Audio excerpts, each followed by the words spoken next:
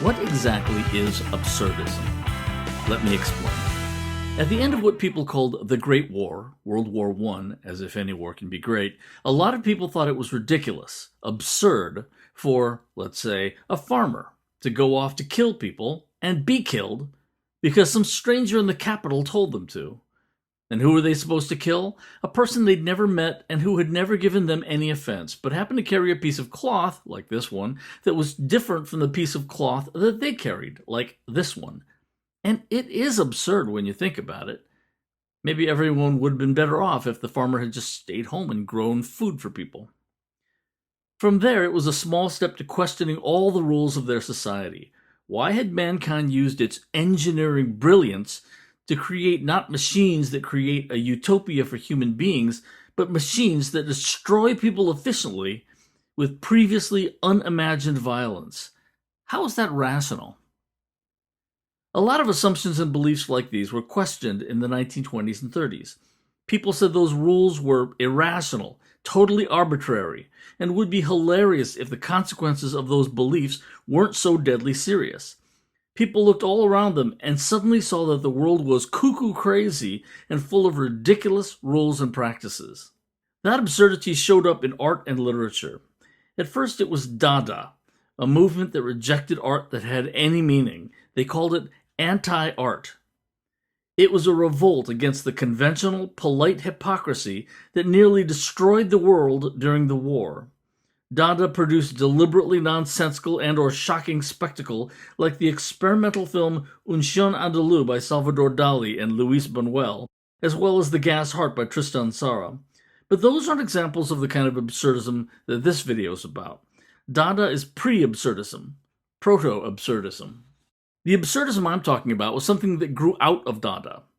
A good early example is The Hunger Artist from 1922, a story by Franz Kafka, who was born in Prague in what is today the Czech Republic. The Hunger Artist told the story of a man who would give performances in which he fasted for days. At one time, crowds of people paid admission to look at him not eating. But times were changing, and his art form was falling out of fashion. So he decided to perform a final masterpiece and starved himself to death. And that's how the story ends. It's nonsensical, but you still feel empathy for this man who possesses a skill that no one values anymore.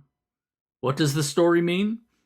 Maybe it's just a depiction of the arbitrariness of artistic taste. How arbitrary are the things that we value today? There are people in Japan right now who will pay thousands of US dollars for a single watermelon.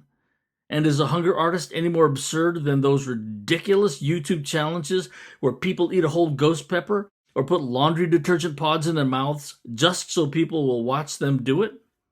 I don't think so. I'm not aware of absurdism in the visual arts, but I think some surrealism could be described that way. And then came World War II in the 1940s, after which absurdism really found its footing. After the Holocaust and Hiroshima, the world seemed crazier, more doomed, more determined to destroy itself than ever. The idea of living a life that was meaningful and humane seemed more and more like a preposterous idea. In 1953, Samuel Beckett wrote Waiting for Godot, a play in which two homeless men wait around for the entire first act, killing time and talking more or less about nothing, and then, after the intermission, do the same thing again for Act 2. The thing they're waiting for never arrives. It's never even clear what exactly it is they're waiting for. It sounds boring, I know, but somehow it isn't. It's actually very funny. And we, the audience, recognize within ourselves the character's desperate hope that somehow it'll all turn out all right, as well as their need for other people to share the whole bizarre experience with. Life may be ridiculous and meaningless, but at least we have each other. At one point in the same play, all the characters fall to the floor and flail around, calling for help, apparently unable to get up. Until one does. Child's play, he says. The idea that they were helpless and unable to get up was just an idea they'd all accepted as truth. In 1959, Eugene Ionesco wrote a play in which all the characters in a French town turn into rhinoceroses, one by one, except for the main character. It's kind of like a zombie movie, and no logical explanation is given for this change.